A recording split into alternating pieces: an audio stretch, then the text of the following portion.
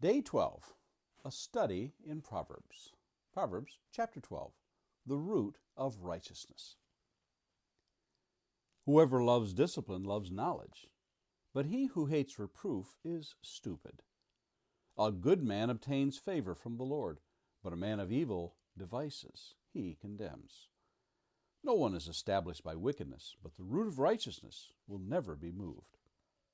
An excellent wife is the crown of her husband, but she who brings shame is like rottenness in his bones. The thoughts of the righteous are just, the counsels of the wicked are deceitful.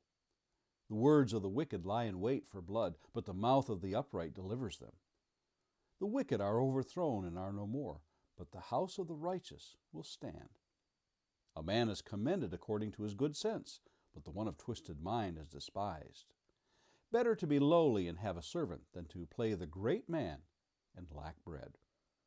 Whoever is righteous has regard for the life of his beast, but the mercy of the wicked is cruel. Whoever works his land will have plenty of bread, but he who follows worthless pursuits lacks sense. Whoever is wicked covets the spoil of evildoers, but the root of righteousness bears fruit. An evil man is ensnared by the transgression of his lips, but the righteous escapes from trouble. From the fruit of his mouth a man is satisfied with good, and the work of a man's hand comes back to him. The way of a fool is right in his own eyes, but a wise man listens to advice. The vexation of a fool is known at once, but the prudent ignores an insult. Whoever speaks the truth gives honest evidence, but a false witness utters deceit. There is one whose rash words are like a sword thrust, but the tongue of the wise brings healing.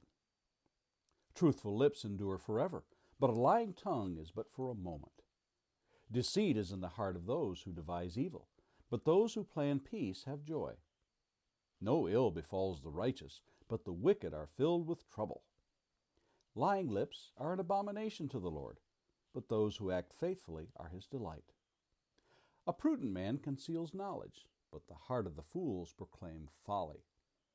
The hand of the diligent will rule, while the slothful will be put to forced labor. Anxiety in a man's heart weighs him down, but a good word makes him glad. One who is righteous is a guide to his neighbor, but the way of the wicked leads him astray. Whoever is slothful will not roast his game, but the diligent man will get precious wealth. In the path of righteousness is life, and in its pathway there is no death. Our proverb for today is verses 3 and verse 12. Verse 3, no one is established by wickedness, but the root of the righteous will never be moved. Verse 12, whoever is wicked covets the spoil of evildoers, but the root of the righteous bears fruit. One of my least favorite memories growing up on a farm was taking out stumps. The digging, the sawing, the chopping and pulling, over and over you labored doing these things. Just about the time you cut what you thought was the main root holding the stump, you found another. And the process started all over again. Hours turned into days. Days sometimes turned into weeks. There were some stumps we simply left to rot, having become so frustrated. I understand why some people resorted to dynamite. In the physics of engineering, you need the equivalent amount of weight below ground as you have above ground to keep the skyscrapers from toppling. The same is true for trees. But it's not just the physics aspect of keeping a tree upright.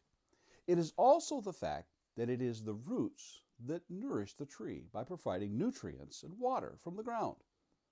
Here in the northern part of Michigan and other states and countries where trees are coming out of a time of hibernation, as it were, the warming temperatures are thawing the ground and activating the roots to send sap up to the limbs to prepare for spring's arrival.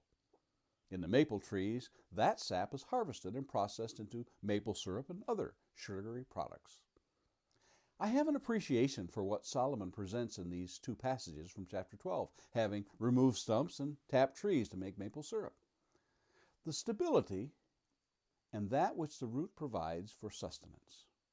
In each verse, the wicked are shown for their wantonness. Wickedness cannot be the foundation for anything that will last. Jesus told about the seed that fell on the rocky ground. Without roots, the plant withers. So it is with the wicked. They cannot be established. With what shall they anchor themselves? Evil and wickedness build on shifting shapes of shadows. There are no virtues with which they can hold on to in evil. Solomon warned from the outset in chapter 1 of being enticed by sinners. In chapter 1, verse 10, "My son, if sinners entice you, do not consent." He tells the result in verse 19, "Such are the ways of everyone who is greedy for unjust gain. It takes away the life of its possessors." Solomon further writes in chapter 2 of the benefits of wisdom, knowledge, discretion, and understanding. These are the roots of righteousness that bear fruit. This is what they do. In chapter 2, verses 12 through 15, "Delivering you from the way of evil and from men of perverted speech, who forsake the paths of uprightness, to walk in the ways of darkness, who rejoice in doing evil and delight in the perverseness of evil, men whose paths are crooked and who are devious in their ways." Evil unbridled begets more evil, and the wicked are never satisfied with just a little. They covet more and more. Where are your roots, and how deep are they? And Lord willing, let's meet again here tomorrow.